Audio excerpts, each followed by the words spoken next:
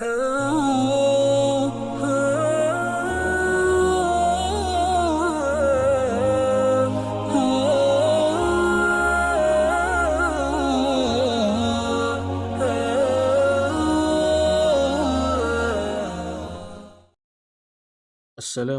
warahmatullahi ta'ala wabarakatuh. Bismillahirrahmanirrahim. Alhamdulillah. Wassalatu wassalamu ala rasulillah wa ala alihi wa ashabihi ajma'in. Kita masuk pula pada video part yang kedua dalam siri bacaan surah-surah pilihan.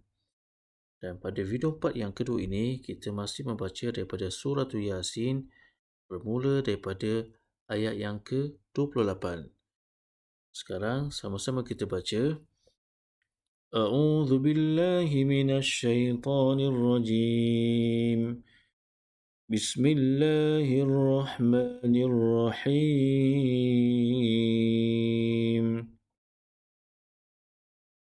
وما أنزلنا على قومه من بعده من جند من السماء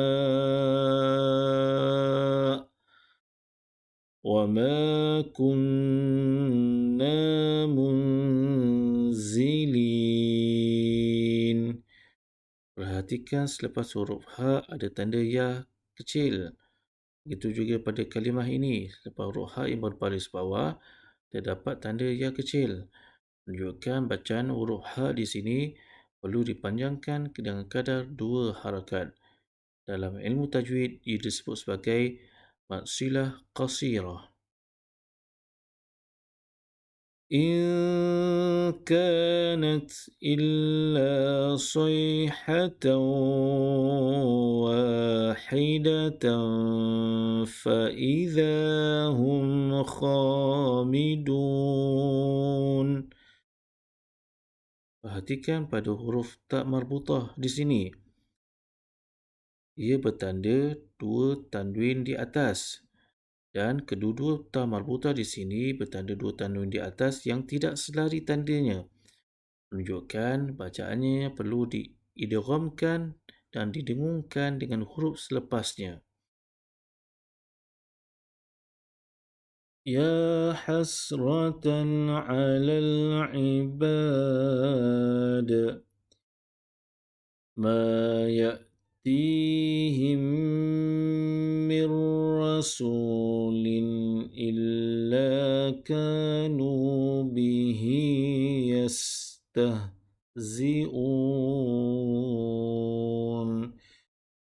Perhatikan pada ta marbutah di sini, ia bertanda 2 tanwin di atas, tetapi tandanya adalah selari. Menunjukkan bacaan pada huruf ta marbutah di sini tidak boleh didengungkan dan diidghamkan dengan huruf selepasnya. Ia perlu dibaca dengan bacaan izhar, iaitu terang dan nyata. Alam yarau kam ahlakna qablahum minal qurun. كم أهلكنا قبلهم من القرون أنهم إليهم لا يرجعون.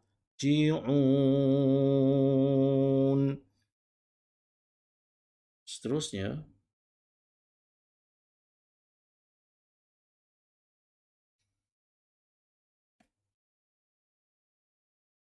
وَإِن كُلٌّ لَّمَّا جَمِيعٌ لَّدَيْنَا مُحْضَرُونَ.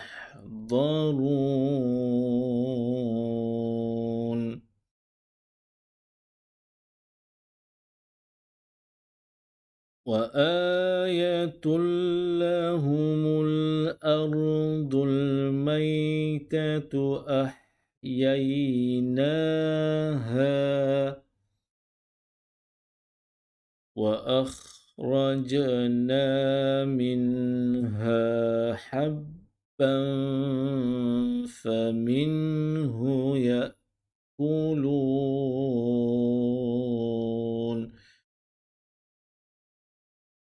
Di sini adalah huruf ha dan di sini adalah huruf ha.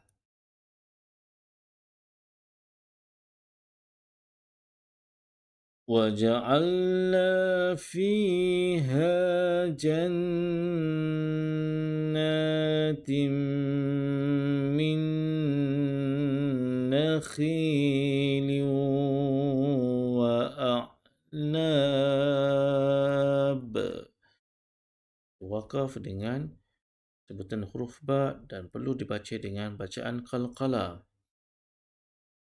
وَفَجَّرْنَا فِيهَا مِنَ الْعُيُونِ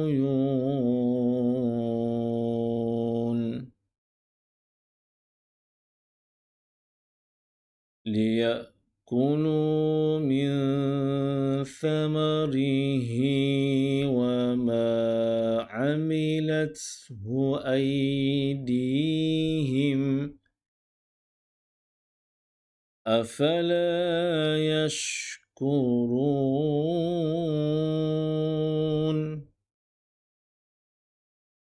Seterusnya,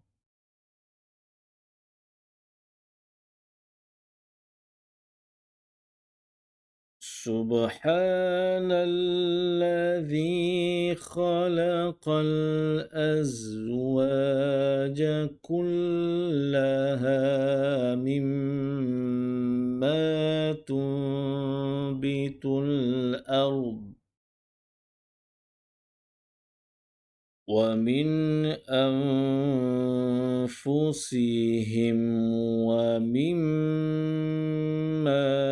لا يعلمون وآية لهم الليل نسلخ منه النهار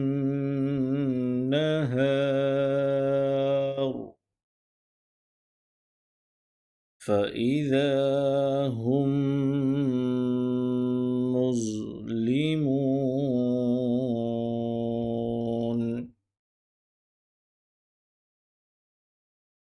والشمس تجري لمستقر لها.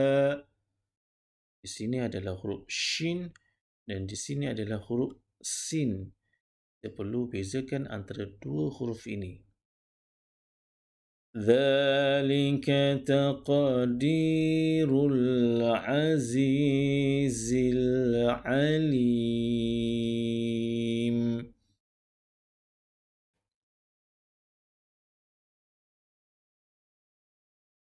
وَالْقَمَرَ قَدَّرْنَاهُ مَنَازِلَ حَتَّى عَادَ كَالْعُرْجُونِ الْقَدِيمِ لا الشمس ينبغي لها أن تدرك القمر ولا الليل سابق النهار. Wakaf dengan huruf ra. Walaupun ra di sini berbaris bawah, tetapi kita wakaf perlu dengan sebutan yang tebal. Wa kullun fi falaki yasbahun.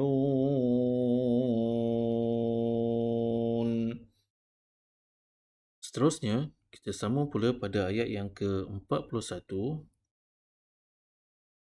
وآية لهم أنا حملنا ذريتهم في الفلك المشحون.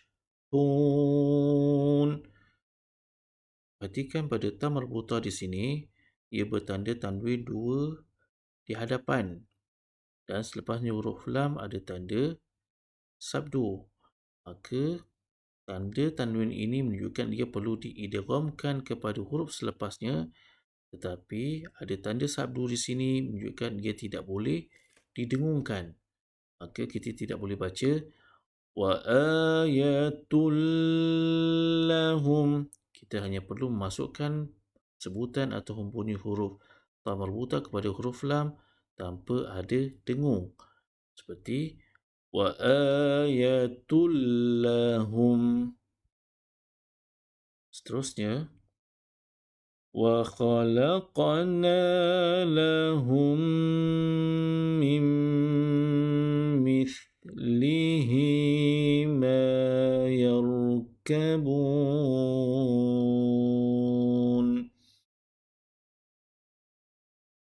wa in nasha' نغرقهم فلا صريخ لهم ولا هم ينقذون إلا رحمة منا ومتاعا إلى حين وإذا قيل لهم اتقوا ما بين أيديكم وما خلفكم لعلكم ترحمون.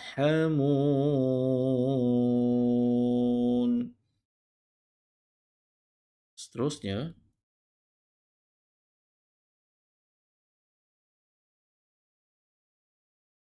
وما تأتيهم من آية من آيات ربهم إلا كانوا عنها معرضين. Perhatikan pada huruf nun ada tanda mati menunjukkan ia bacaan izhar, iaitu terang dan nyata. Ia tidak boleh didengungkan ataupun dimasukkan bunyi huruf nun atau sebutan huruf nun kepada huruf selepasnya. وَإِذَا قِيلَ لَهُمْ أَنفِقُوا مِمَّا رَزَقَكُمُ اللَّهُ قَالَ الَّذِينَ كَفَرُوا لِلَّذِينَ آمَنُوا أَنُطْعِمُ مَن لَّوْ يَشَاءُ اللَّهُ أَنُطْعِمُ مَن لَّوْ يَشَاءُ اللَّهُ أَطْعَمَهُ إِنْ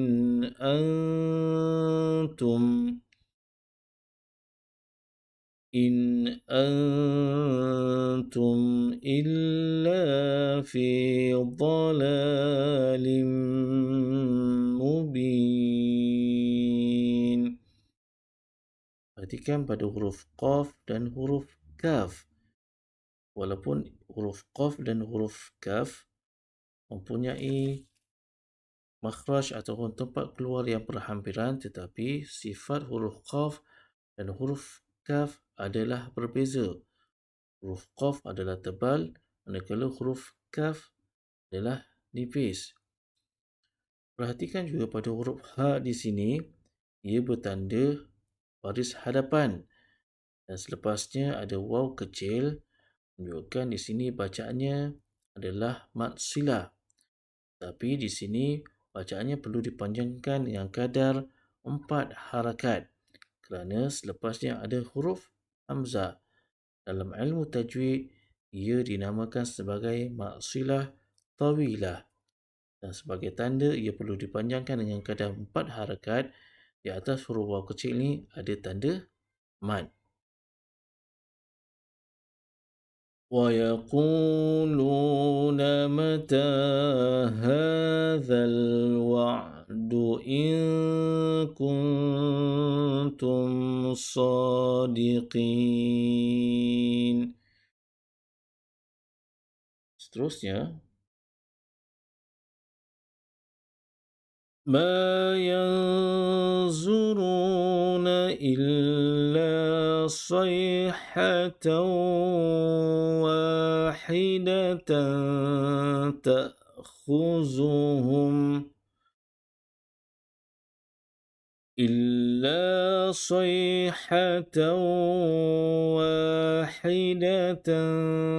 تَأْخُذُهُمْ وَهُمْ يَخِصِّمُونَ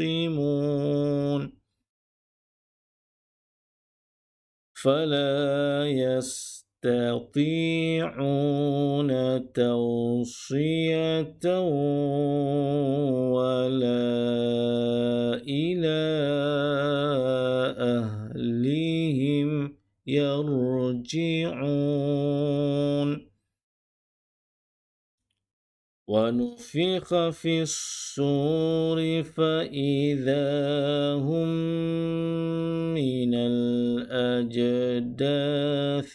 إِلَى رَبِّهِمْ يَنْسِلُونَ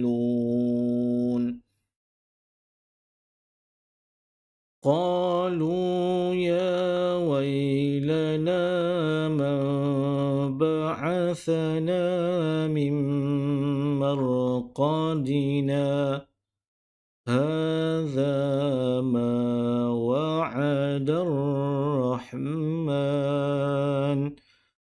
وَصَدَقَ الْمُرْسَلُونَ.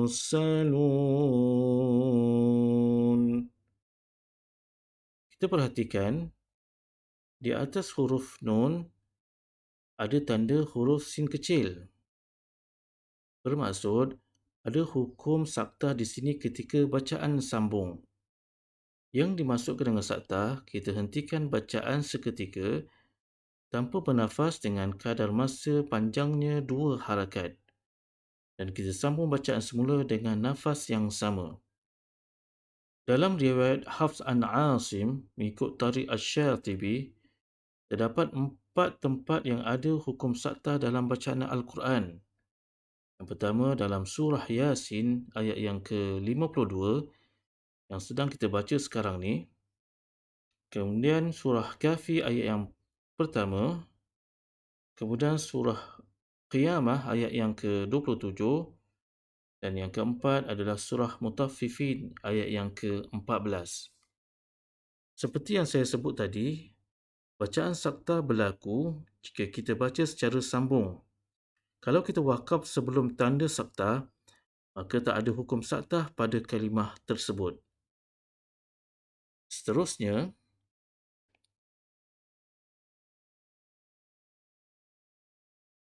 إِن كَانَتْ إِلَّا صَيْحَةً وَاحِدَةً. Wakaf dengan ta marbutah. Pada ketika wakaf, bacaan ataupun sebutan huruf ta marbutah perlu ditukarkan kepada huruf ha. فَإِذَا هُمْ جَمِيعٌ لَدَيْنَا مُحْضَرُونَ فَالْيَوْمَ لَا تُظْلَمُ نَفْسٌ شَيْئًا وَلَا تُجْزَوْنَ إِلَّا مَا كُنْتُمْ تَعْمَلُونَ. Alhamdulillah, kita telah sama-sama baca sehingga ayat yang ke-54 dalam surah Yasin pada video part yang kedua ini. Kita akan sambung pula pada video yang berikutnya, iaitu video part yang ketiga. Insya Allah.